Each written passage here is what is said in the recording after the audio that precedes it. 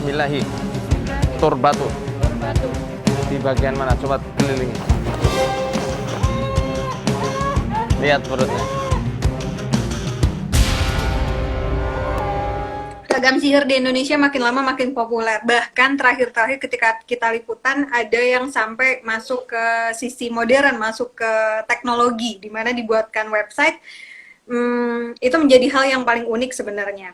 Nah, pertanyaan pertama nih kita langsung. Kenapa sihir berkembang dengan sangat pesat di Indonesia? Apakah ada kaitannya dengan kepercayaan lama masyarakat kuno Indonesia sebelum era masuknya Islam di tanah air? Monggo, Tat. Ya, sebenarnya dari tradisi kita pun ada beberapa permainan-permainan dan tradisi-tradisi lama yang pada hakikatnya tradisi itu mengundang datangnya bangsa jin untuk bekerja sama dengan mereka. Seperti yang sering kita dengar ya, diantaranya adalah yang paling populer mainan jelangkung. Kebanyakannya itu mereka menggunakan boneka dari batok siwur ya. Batok siwur tahu ya, batok kelapa yang dijadikan untuk siwur. Siwur itu alat untuk mandi atau gayung lah ya kalau zaman sekarang itu.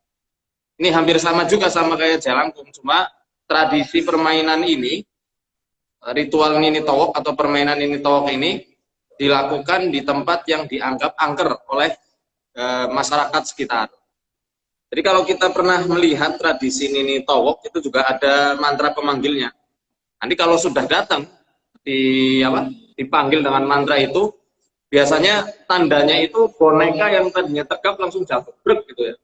Dan ketika diangkat oleh beberapa orang itu keberatan. Katanya tanda bahwasanya jin sudah mulai nempel di tempat tersebut, di boneka tersebut. Gitu ya. Nah, dari mainan anak-anaknya saja beberapa, bahkan bukan beberapa, banyak ya yang menggunakan ritual-ritual pengundang jin. Oleh karenanya, setan juga kan tidak habis akal mereka. Tatkala zaman semakin berkembang, ada yang namanya gadget, ada yang namanya internet, mereka juga akan menjerumuskan manusia seiring teknologi yang juga semakin berkembang. Jadi tidak ada sejarahnya jin itu gaptek, tidak ada. Bahkan mereka lebih pintar, lebih paham daripada manusia. Bahkan mungkin ya sekarang anak-anak yang kena candu game online ya itu sudah menjadi strategi jin semenjak puluhan tahun yang lalu. Ketika mereka membaca, teknologi di alam manusia sudah mulai berkembang. Nyata kan sekarang saat pena tersebar luas, manusia gampang diadu domba. Ya, di medsos hanya dengan satu status bisa menggemparkan seluruh Indonesia, bahkan seluruh dunia. Hanya dengan satu video bisa membuat dua negara saling berperang satu sama lainnya. Maka tidak heran ya, setan, jin itu mereka selalu mengupgrade kemampuannya berdasarkan teknologi manusia yang juga terus-menerus berkembang. Begitu juga dengan sihir. Begitu juga dengan sihir. Kalau zaman dulu kan tidak ada yang namanya handphone ya. Tidak juga internet, tidak ada juga. Maka yang mereka mengirimkannya dengan media-media perantaraan goib sesuai teknologi yang saat itu baru berkembang. Sihir punya unsur dupa-dupa, mantra-mantra yang tidak jelas artinya, ikatan-ikatan, dan tiupan-tiupan. Selain itu, yang namanya sihir, baik itu di Indonesia ataupun di luar negeri, itu ada kerjasama tukang sihir dengan setan yang disebut al-arwah al-kabitsah atau ruh-ruh yang busuk. Ini juga bercampur. Ya, kabitsah. Ini juga bercampur dengan emosi dan kekuatan alami dari suatu materi tertentu yang memang diyakini. Nah, apa sebenarnya dimaksud dengan ruh-ruh busuk ini, Ustadz? Apakah ini adalah maksudnya ruh nyata yang ada di dalam jasad si tukang sihir atau memang dari si manusia target sihirnya? Dari perkataan ar-ruhul khabithah, ruh yang buruk, sudah barang tentu ruh tersebut adalah jin, nama lain dari jin. Ya, nama lain dari jin itu ruh. Makanya Ibnu Khaldun dalam muqaddimahnya, beliau menjelaskan salah satu ciri sihir adalah ya al-isti'anatu bil arwahil ardiyah, meminta pertolongan dengan ruh-ruh bumi. Ruh bumi yang meliputi beberapa unsur elemen dasar di muka bumi ini. Ada api, angin, air, dan juga tanah. Nah, ini tadi bahasan soal tukang sihir atau dukun. Sekarang kita pindah ke pasiennya. Indonesia ini kan kreatif banget. Sampai persoalan pengobatan, penyembuhan, penyelesaian semua masalah Anda mau lunas dari hutang, itu bisa dibantu dengan sihir. Nah, apa yang dilakukan nih, Tat? Apa yang harus dilakukan? Misal tahu dengan kondisi seperti ini, banyak misalnya orang-orang di luar sana yang sebenarnya tidak bisa ke dokter, tapi mencari pengobatan alternatif, tapi pada akhirnya salah.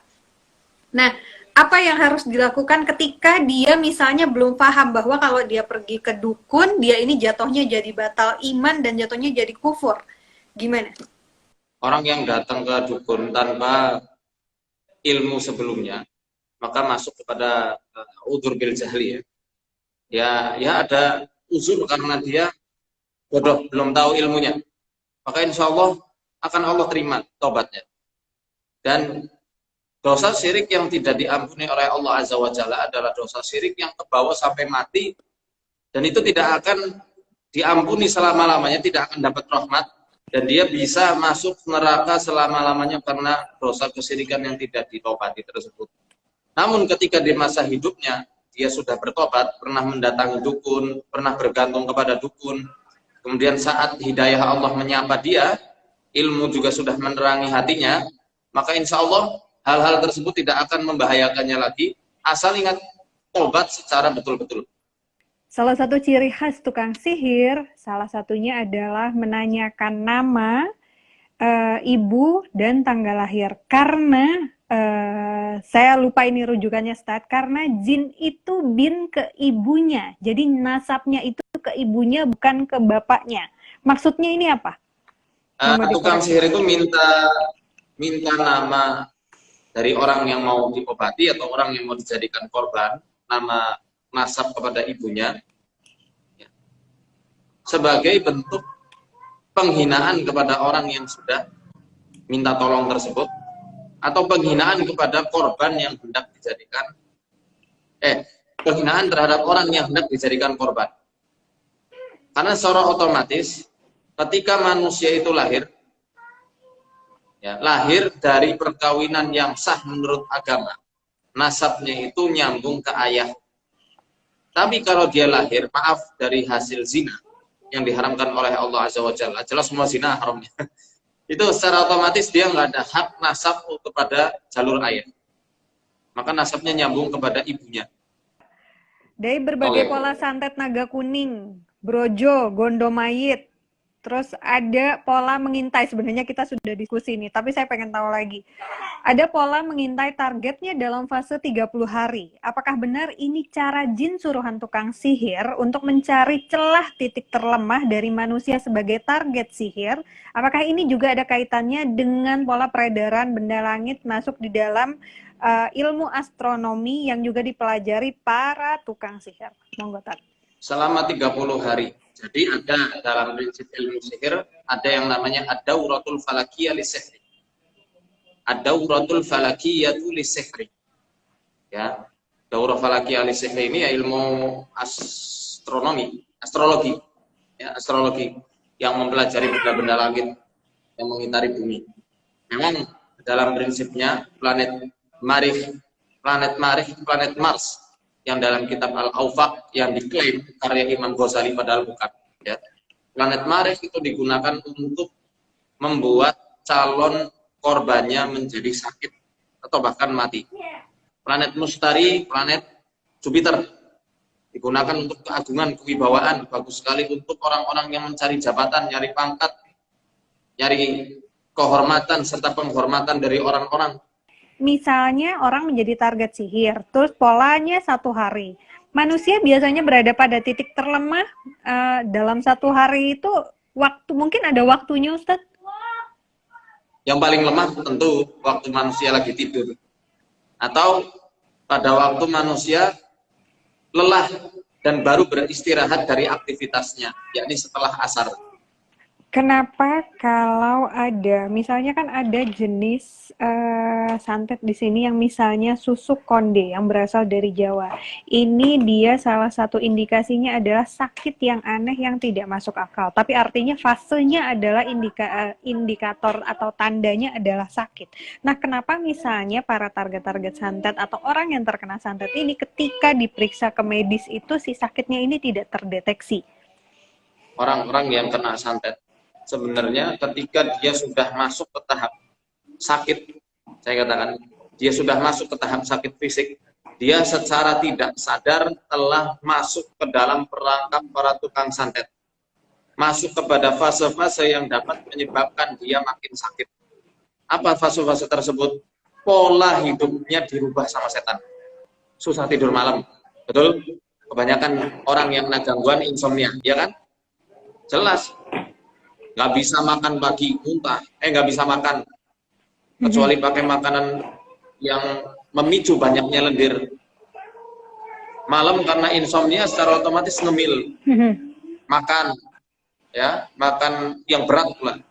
Nah kalau seperti itu keadaannya, kadar lendir kan banyak, balgom itu yang jadi permasalahan. Ketika balgom itu banyak, lendir-lendir banyak, ya meliputi hampir seluruh organ-organ tubuhnya, maka penyakit tersebut akan susah dideteksi oleh medis. Tetapi dengan mukjizat pengobatan Nabi, penyakit itu masih tetap bisa dideteksi. Karena mata tidak bisa bohong, lidah tidak bisa bohong, tangan kita juga tidak bisa bohong. Al-yawma nakhtimu ala afwahihim wa tukallimuna aydihim, ya, wa arjuluhum bima kanu yaksibun. Ya. Di hari ketika kami mengunci mulut mereka, mulut kita kan bisa bohong. Maka yang bicara tangannya, tangan jadi saksi, kaki jadi saksi. Di dunia tangan bisa jadi saksi penyakit-penyakit apa yang ada di tubuh manusia. Alhamdulillah ya Allah, mudah-mudahan pandemi ini segera hilang, semoga orang-orang bisa sehat kembali, semoga kita bisa silaturahmi dengan orang-orang di sana, di luar sana yang butuh bantuan untuk diruqyah ya Ustadz.